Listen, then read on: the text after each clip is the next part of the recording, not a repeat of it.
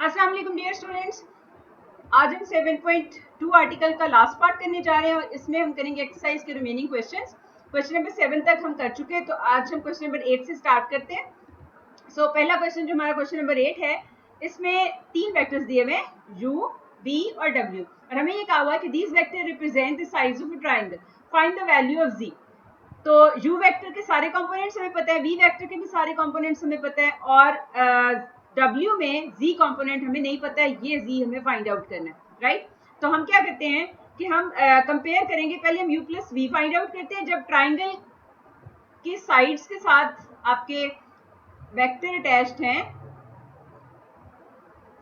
u, v, w, तो इनमें दो तरह की रिलेशन हो सकती है, या तो u plus v is equal to w या फिर u plus v is equal to minus w। तो हम देखते हैं, कंपैरिजन से हमें पता चलेगा। पहले हम u plus v find out करते हैं। u plus v is equal to 2 minus 1 that is 1i, 3 प्लस 3 that is 6j,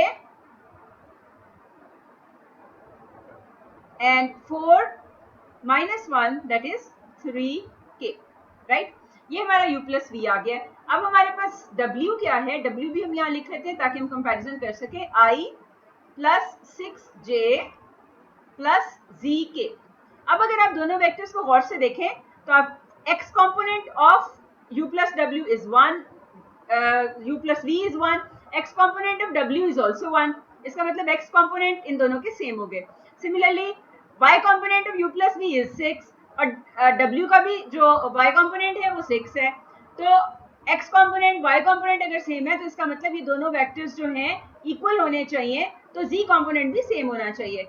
so this gives us u plus v equal to w implies z is equal to 3, क्योंकि triangle में जैसे मैंने आपको बताया कि या तो u प्लस v जो है वो w के इक्वल होगा या फिर u plus v minus w के इक्वल होगा। तो कंपैरिजन करने से हमें ये पता चला कि u प्लस v जो है वो w के इक्वल आ रहा है according to first two components. तो थर्ड कंपोनेंट भी सेम होना चाहिए।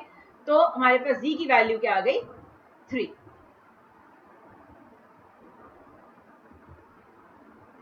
Question number 9. The position vectors of the points A, B, C and D are given by 2i minus j plus k, 3i plus j, 2i plus 4j minus 2k and minus i minus 2j plus k respectively.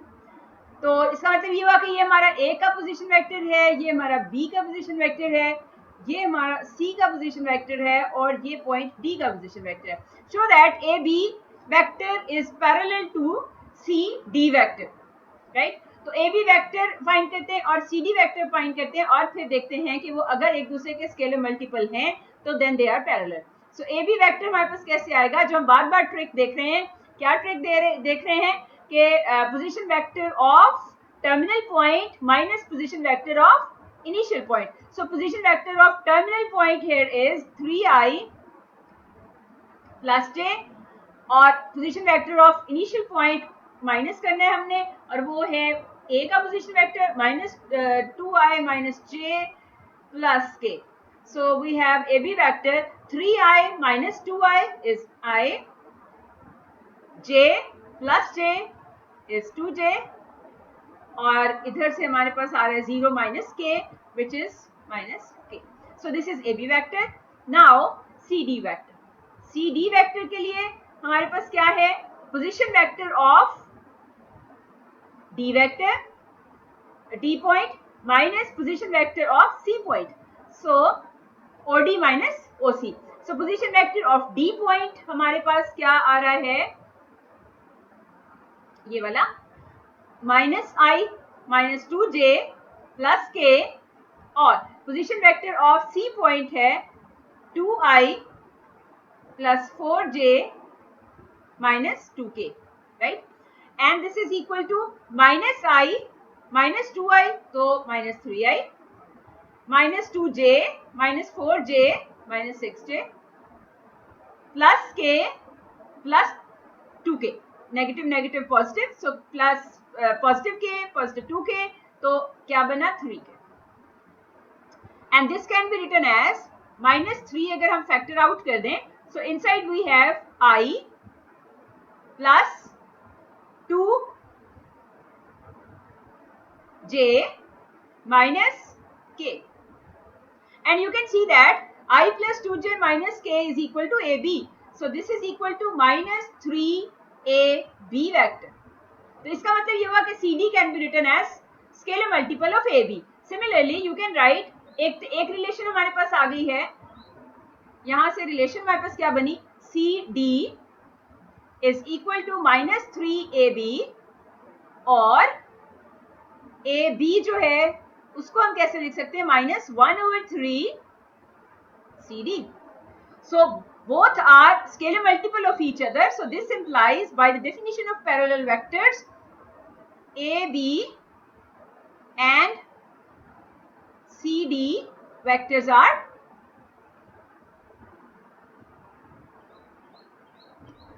parallel.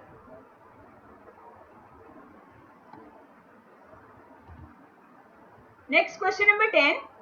We say that two vectors V and W in space are parallel if there is a scalar C such that V is equal to CW. The vectors point in the same direction if C is greater than 0 and the vectors point in opposite direction if C is less than 0. So part A, find two vectors of length 2 parallel to the vector V is equal to 2i minus 4j plus k. So हम इन questions को parts को one by one करते हैं. सबसे पहले part A करने जा रही हूं मैं. So find two vectors of length 2 parallel to the vector v. ठीक है, हमें लेंथ 2 चाहिए और पैरेलल टू दिस वेक्टर चाहिए, राइट. और दो वेक्टर्स फाइंड आउट करने हैं आपने. तो इसका मतलब ये है, अब जैसे पैरेलल वेक्टर्स में हमें वो सी पॉजिटिव भी हो सकता है, सी नेगेटिव भी हो सकता है. इसका मतलब हम पहले यूनिट वेक्टर निकालेंगे इस डायरेक्शन में और उसको 2 और -2 से मल्टीप्लाई करेंगे तो हमें दो वेक्टर्स मिल जाएंगे which are parallel to this vector. तो सबसे पहले फिर हम इस वेक्टर के डायरेक्शन में जो गिवन वेक्टर है उसकी डायरेक्शन में एक यूनिट वेक्टर निकालते हैं जिसका मैग्नीट्यूड 1 होगा और फिर हम उसको एक दफा 2 से मल्टीप्लाई करेंगे तो एक वेक्टर आएगा, फिर -2 से मल्टीप्लाई करेंगे तो दूसरा वेक्टर आ जाएगा. So first of all V magnitude चाहिए हमें यूनिट वेक्टर फाइंड आउट करने के लिए. सो V magnitude is 4 plus 16 plus 16 which is equal to 36 square root and this is 6. So V magnitude is given by this. Now what is the position vector in the direction of V? Unit vector. So what is the unit vector in this direction? वो क्या होगा? V divided by V magnitude. Okay. So 2i minus 4j plus 4k divided by 6 and this is equal to 1/3i 2/6 1/3 बन जाएगा, minus 4/6 क्या हो जाएगा? 2/3j और इधर से प्लस 4/6k तो वो भी आपके पास सिंप्लीफाइड फॉर्म में क्या बन जाएगा? 2/3k. ठीक है, तो ये आपके पास यूनिट वेक्टर आ गया इन the direction of given vector v. अब हमने दो वेक्टर्स फाइंड आउट करने जो कि पैरेलल टू दिस वेक्टर है और उनकी लेंथ 2 हो. तो अगर हम इसको 2 से मल्टीप्लाई करें so the vectors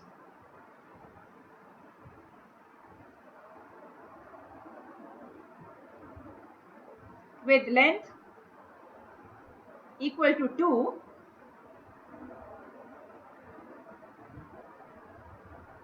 parallel to V which is equal to 2i minus 4j plus 4k are number 1 क्या होगा जी? 2 times V hat यानी unit vector 2 times V hat which is equal to 2/3 I minus 4/3 J plus 4/3 K. ठीक है। और जो दूसरा vector आएगा वो आएगा -2 times unit vector v, and this is equal to -2/3i plus 4/3j minus 4/3k। ठीक है, आपका क्वेश्चन यहाँ तक कंप्लीट हो गया। लेकिन अब अगली बात, क्या वेरीफाई करें वाकई इनकी लेंथ 2 है, तो उसके लिए हमें क्या करना है, इनका मैग्नीट्यूड लेना है। तो मैग्नीट्यूड ऑफ दिस वेक्टर हम वेरिफिकेशन स्टेप करें। ये जरूरी नहीं है करना, सिर्फ आपके लिए कि इसको वेरीफाई भी करके देख लें वाकई लेंथ 2 आया है। सो अगर आप इसका मैग्नीट्यूड लेते हैं 2v का, magnitude of 2v hat, this is equal to 4/9 plus 16/9 plus 16/9 square root, और ये क्या आएगा 36/9 स्क्वायर रूट, और ये आएगा 6/3 विच इज 2। ठीक है, तो इसी तरह आप इसको भी वेरीफाई कर सकते हैं। इसका मैग्नीट्यूड अगर आप लेंगे तो ये भी देखिए सेम ही आ रहे हैं, 4/9, इधर से आएगा 16/9, 16/9 और आपके पास फिर से 2 आ जाएगा। तो इसका मतलब है कि हमारा क्वेश्चन ठीक है।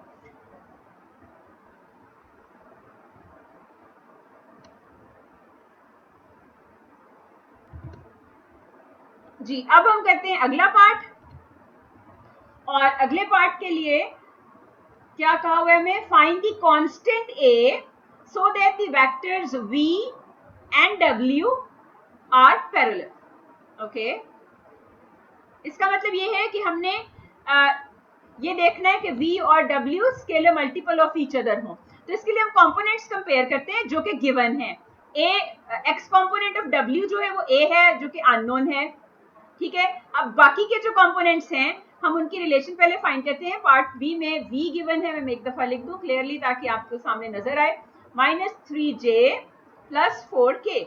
इसी तरह w क्या गिवन है, ai plus 9j minus 12k। तो अभी हमने देखा कि अगर वेक्टर्स पैरेलल हैं तो उनके कंपोनेंट्स में भी वही रिलेशन होगी, scalar multiple of each other होंगे, कंपोनेंट्स कॉरेस्पॉन्डिंग कंपोनेंट्स भी scalar multiple of each other होंगे। तो अभी अगर आप देखिए तो आपके पास कंपेयर करते हैं हम y कंपोनेंट, क्योंकि x कंपोनेंट तो हमें फाइंड करना है w का, तो पहले हम कंपेयर करते हैं y कंपोनेंट्स। उसमें क्या आ रहा है हमें, y कंपोनेंट ऑफ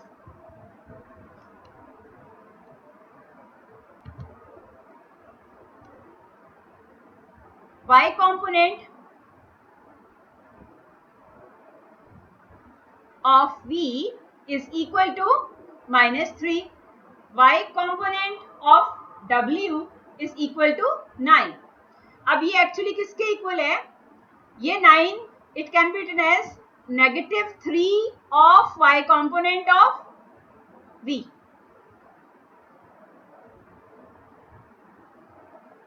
ठीक है, इसी तरह अब हम देखते हैं कि z कंपोनेंट में क्या रिलेशन है।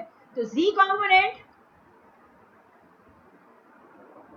of v is equal to 4 and z component of w is equal to -12।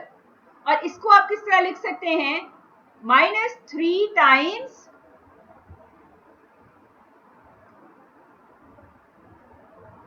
z component of v, right. अब देखिए दोनों में ये रिलेशन आई है, y कंपोनेंट ऑफ w क्या है, -3 times y component of v। Similarly z component of w क्या है, -3 times z component of v। इसका मतलब ये है कि हमारे पास x कंपोनेंट ऑफ w जो है वो भी क्या होना चाहिए, उसमें भी यही रिलेशन होनी चाहिए 10।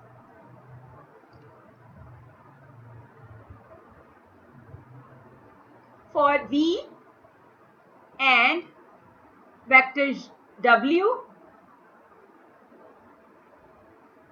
to be parallel,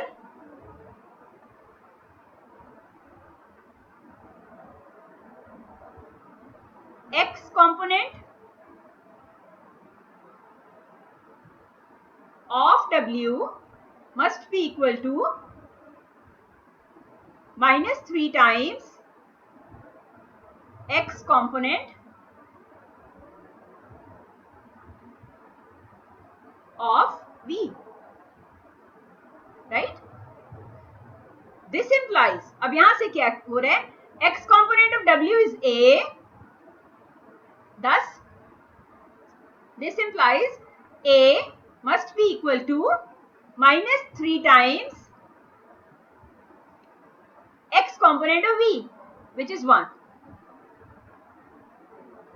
So a must be equal to minus 3. ठीक है, तो a को अगर आप यहाँ पर minus 3 ले लें तो आपके पास क्या बन जाएगा, w minus 3 times v.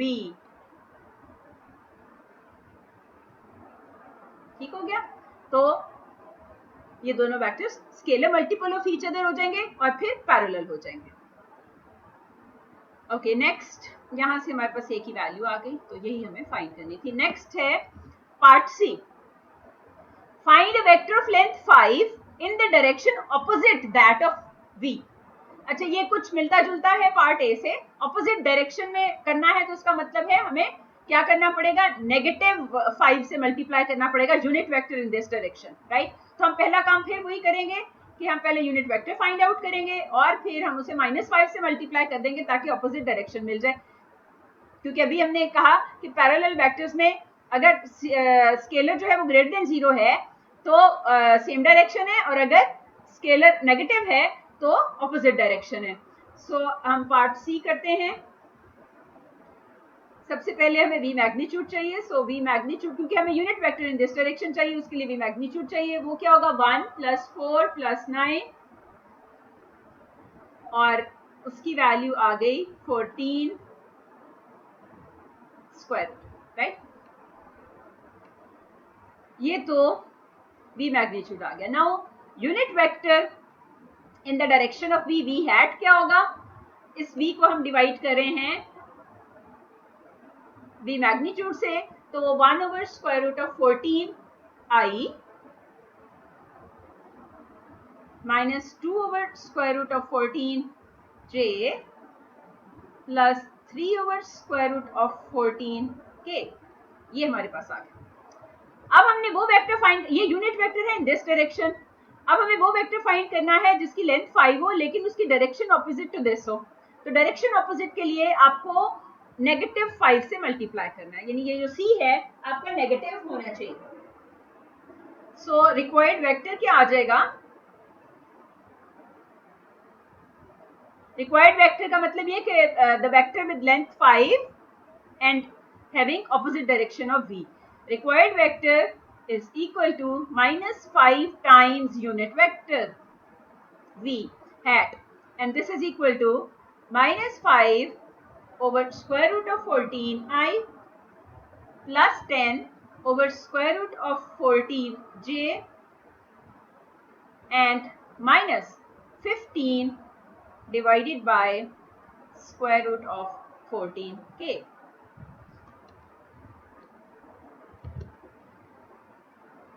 तो ये हमारा रिक्वायर्ड वेक्टर है which is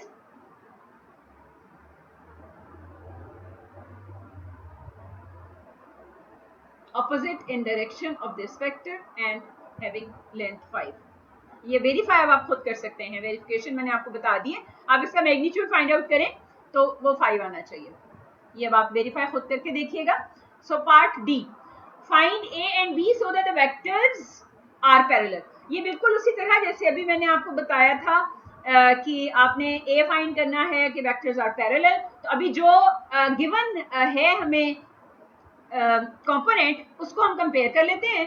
तो हमारे पास ये दो वेक्टर्स गिवन है. For example one of the vectors is u जो कि गिवन है 3i - j plus 4k, और हमारे पास वेक्टर गिवन है v जो कि है ai - 2 bj plus bj - 2k. अब हमें सिर्फ ये गिवन है, दोनों का z कंपोनेंट गिवन है जो कि हम कंपेयर कर सकते हैं, राइट? अब आप देखें कि आपके पास क्या आ रहा है, z component of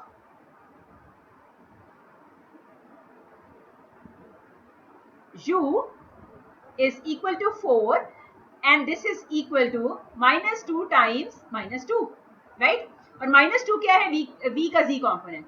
So this is in fact equal to -2 times z component of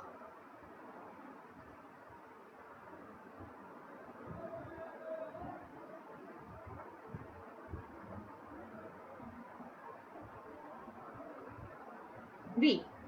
ठीक है, इसका मतलब ये कि अगर अगर ये दोनों वेक्टर्स पैरेलल हैं तो इनके एक्स कंपोनेंट और वाई कंपोनेंट में भी यही रिलेशन होनी चाहिए.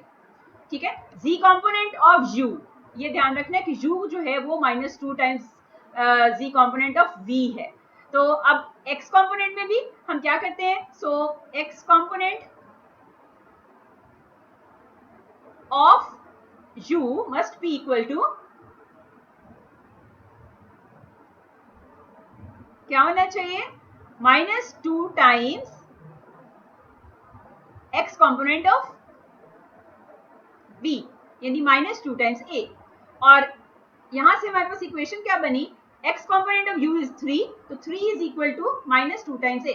So this implies a is equal to -3/2. तो ये आपके पास a की वैल्यू आ गई. इसी तरह आप आगे कंपेयर करेंगे y कंपोनेंट, तो y कंपोनेंट ऑफ u यानी -1, ये आप खुद लिख लीजिएगा, मैं सिर्फ वैल्यूज लिख रही हूँ. -1 इज इक्वल टू क्या होना चाहिए, -2 times y component of v, sorry v. So -2 times v and this implies v is equal to 1/2. ठीक है, तो ये हमारे पास a और b की वैल्यूज आ गई. अब जरा आप इनको प्लग इन करके देखिए तो हमारे पास क्या बनता है. मैं यहीं पे कर देती हूँ बजाय कि मैं नेक्स्ट स्लाइड पे जाऊं. सो हमारे पास plugging these values into v, v हमारे पास बन गया जी 1/2 i -3/2 j और -2 k. ठीक है, और u हमारा ये है, राइट. तो अब हम देखते हैं कि इसको हम इन टर्म्स ऑफ u कैसे लिख सकते हैं. So this is equal to, हमें यहाँ पर चाहिए 3, इसका मतलब 1/2 कॉमन लें और 3 से डिवाइड भी कर दें. सो 1/6 टाइम्स हमारे पास आ जाएगा 3i. 1/2 हम कॉमन लेने हैं, 3 से डिवाइड करें, सो हमारे पास आ गया -j, और फिर 1/2 कॉमन ले रहे हैं और 3 से डिवाइड करें,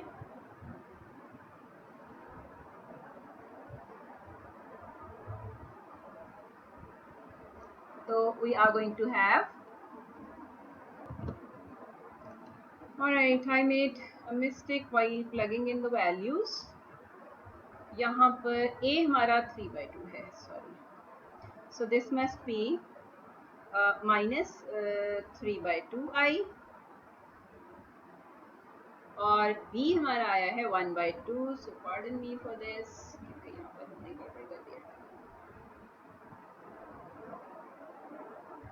And now if we have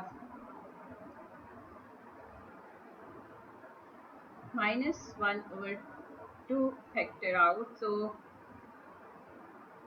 inside we have 3i, इधर से हमें क्या मिलेगा, -1j, और इधर हमें मिल जाएगा +4k. और यहाँ से क्या हुआ, this is equal to -1/2 times u, यानी v आपने लिया और वो -1/2 टाइम्स u के इक्वल आ गया, या आपके पास u जो है वो -2 टाइम्स v के इक्वल, और दूसरी बात जो होगी वो u is equal to -2 times v. तो both of the vectors are scalar multiple of each other. तो यहाँ से क्या प्रूव हुआ कि हमारे पास a की वैल्यू -3/2 और b की वैल्यू 1/2 अगर है तो ये वेक्टर्स पैरेलल है, right. Okay, now question number 11. Find the direction cosines of the given vector. Direction को साइंस ऑफ गिवन वेक्टर के लिए हमने क्या किया था कि अगर हमारे पास वेक्टर गिवन है v is equal to x i plus y j plus z k, तो हमारे पास डायरेक्शन को साइंस मतलब कॉस एल्फा जो है वो किसके इक्वल होता है, x over v magnitude, cos beta होता है y ओवर वी मैग्नीट्यूड, और कॉस गेमा होता है z over v magnitude, right. तो यहां से मैं आपको एक पार्ट कर देती हूँ। सो पार्ट 1 में अगर आप देखें तो हमारे पास कॉस एल्फा किसके इक्वल आएगा, 3 over magnitude of this vector. तो मैग्नीट्यूड ऑफ दिस वेक्टर जो है वो क्या होगा, so we have to find v magnitude. v magnitude is equal to 9 plus 1 plus 4 square, which is square root of 14, right? So cos beta is equal to minus 1 over square root of 14 and cos gamma is equal to 2 over square root of 14. ठीक, इसी तरह से आप ये part 2 भी कर सकते हैं। पार्ट 3 में आपको पहले P Q vector find out करना पड़ेगा। पार्ट 3 भी मैं आपको थोड़ा सा कर देती हूँ। तो पार्ट 3 के लिए पी क्यू वेक्टर पहले फाइंड करें, फिर उसके बाद हमने यही काम करना है। So part 3 P Q vector, initial point and terminal points are given of the vector और डायरेक्शन है from P to Q. So initial point is P, terminal point is Q. So again वो trick जो है कि आपने terminal point में से initial point minus करने हैं। सो 1 माइनस 2 मतलब माइनस 1, इधर से आपके पास क्या आ जाएगा, 3 माइनस 1 मतलब 2, 1 माइनस 5 दैट इज माइनस 4। तो ये हमारे पास पी क्यू वेक्टर आ गया। अब यहाँ पर कॉस एल्फा क्या होगा, minus 1 divided by magnitude of this, और magnitude of this again is going to be 14। Cos beta ये आप खुद फाइंड कर लीजिएगा, 2 over square root of 14, और similarly cos gamma is minus 4 over square root of 14. ठीक है,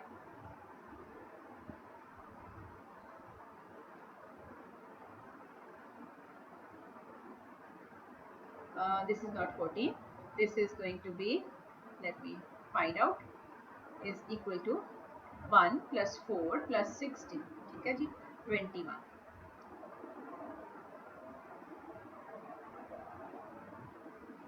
So 21 ये आ गया जी हमारे पास, ठीक है। तो इस तरह से आप फाइंड कर सकते हैं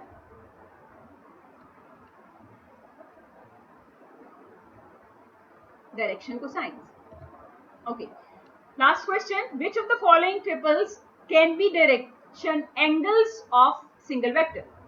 direction angles of single vector के लिए हमने क्या एक रूल पढ़ा था कि cos square alpha plus cos square beta, अगर अल्फा बीटा गैमा किसी भी एक वेक्टर के डायरेक्शन एंगल्स हैं तो ये कंडीशन फुलफिल होनी चाहिए, cos square alpha plus cos square beta plus cos square gamma is equal to 1।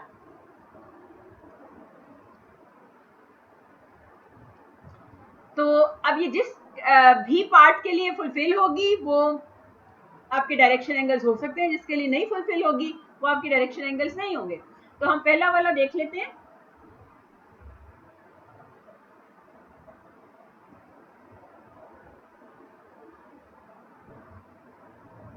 cos square 45 degrees plus cos square 45 degrees plus cos square 60 degrees equal to cos 45 is 1 over square root of 2, तो square करने से 1 over 2 आ गया, plus cos 45 again आपका 1 over square root of 2, तो आपने square किया तो 1 over 2 आ गया, and cos square 60, cos 60 is 1 by 4, तो cos square आपका आ जाएगा 1 over 4 and this is not equal to 1। इसका मतलब क्या हुआ कि ये डायरेक्शन एंगल्स नहीं है। इसी तरह आप बाकी के भी वेरीफाई कर लीजिए। तो दैट्स ऑल फॉर टुडे।